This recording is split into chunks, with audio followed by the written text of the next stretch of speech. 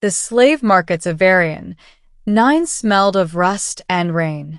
Neon lights flickered across cages lined with every species the galaxy deemed lesser. Smugglers barked prices while drones scanned for counterfeit coins. Captain Jace Wren, scavenger and pilot of the half-wrecked freighter Nomad's Heart, wasn't here to buy a slave. He was here for spare parts. But then he heard the voice. 2 credits. That's all she's worth now. Jace turned. Behind a cracked force field sat a young alien woman, barefoot, bruised, and silent. Her eyes, however, weren't broken. They glowed faintly, shifting like nebulae. 2 credits, he asked. That's less than a meal. The trader spat. Malfunctioning property. She won't speak.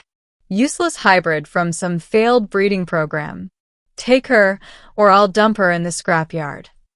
Something in Jace's chest twisted. Maybe pity, maybe guilt.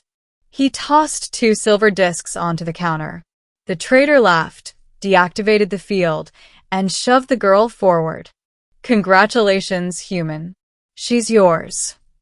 Back aboard his ship, Jace handed her a ration pack. Eat, he said softly. She stared at it unmoving. When he tried again, she whispered, her voice barely more than a vibration. I won't obey you. He blinked. I don't want you to. Her gaze sharpened, suspicious. Then why buy me? Jace sighed. Because nobody else would, and I'm not the kind who leaves people in cages. For a long time, she said nothing. Then, almost too quietly to hear. My name is Lyra. Days passed as they drifted between trade routes. Lyra kept to herself, curled up in the cargo bay, watching stars through the viewport. Jace repaired circuits and tried not to look at her too long. Something about the way her eyes shimmered, like galaxies in motion, unnerved him. He finally asked, Where were you from, Lyra? She hesitated. I don't remember. They erased it. But I hear things. The stars talk. He chuckled. You mean you dream? No, she said simply. They talk. He let it go.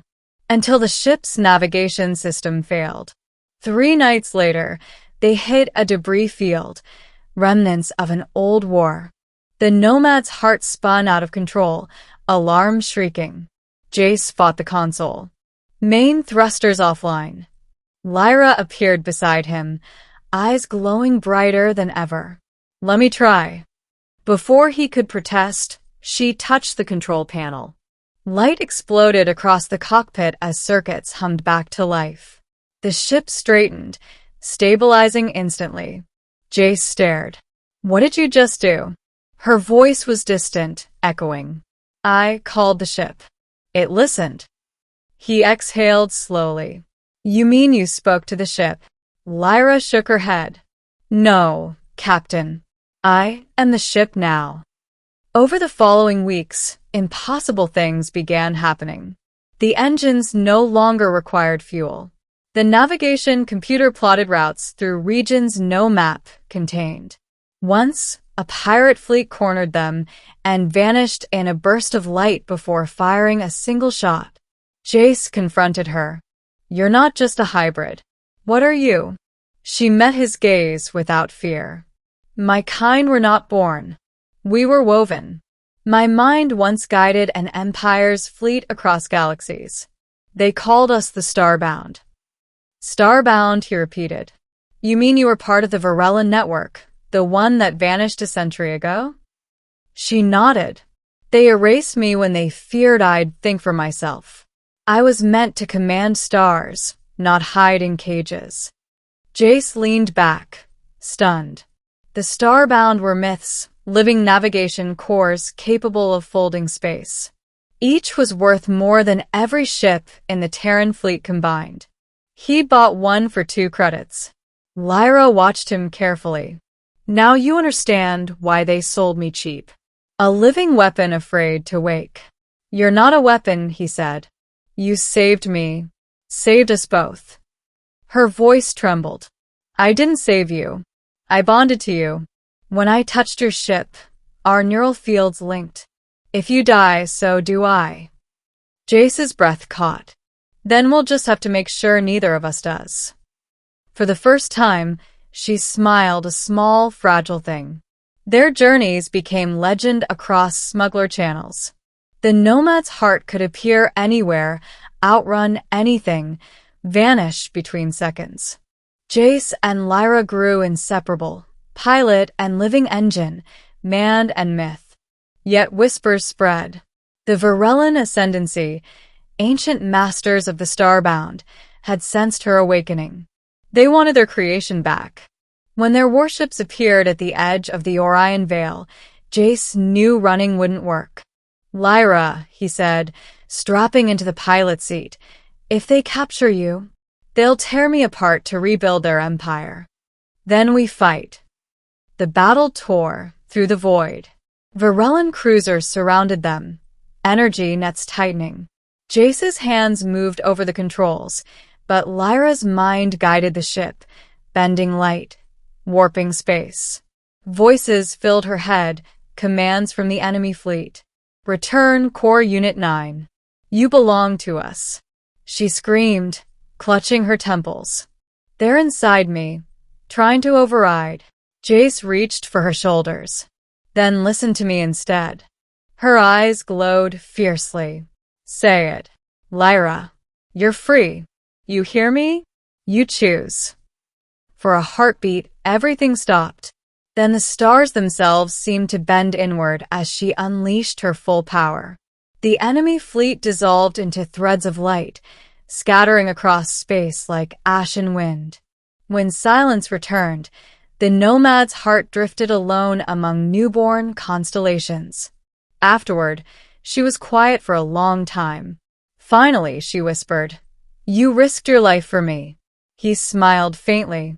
2 credits well spent. She laughed softly, a sound like music. You could sell me for more than worlds. I don't sell friends, he said. Then, after a pause, or family.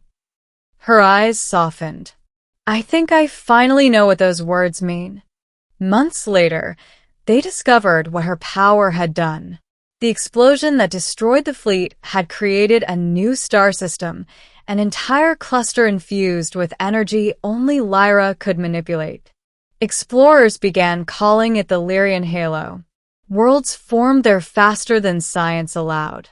Jace watched from orbit as her light spread across the newborn suns. You made that. She nodded, faintly glowing. I didn't mean to. It was instinct, life from destruction. Then maybe that's what you were meant for all along. She looked at him with something almost human in her gaze. To build. To begin again. Years passed. The galaxy came to know peace under the quiet guardianship of the Lyrian Halo. Traders whispered of a captain and an alien woman who traveled between stars that shouldn't exist.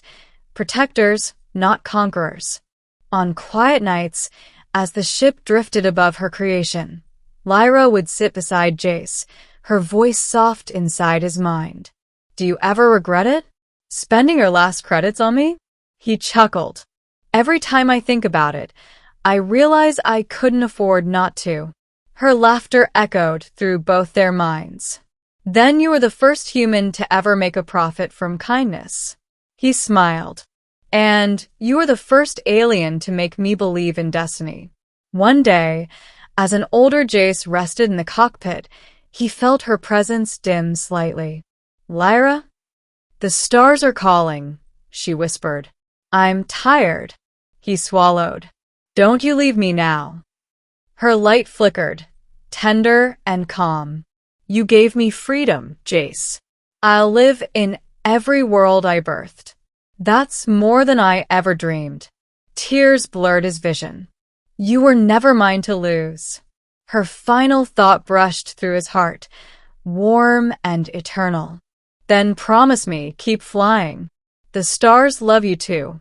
The lights faded. The ship hummed softly, and somewhere in the void, a new sun ignited.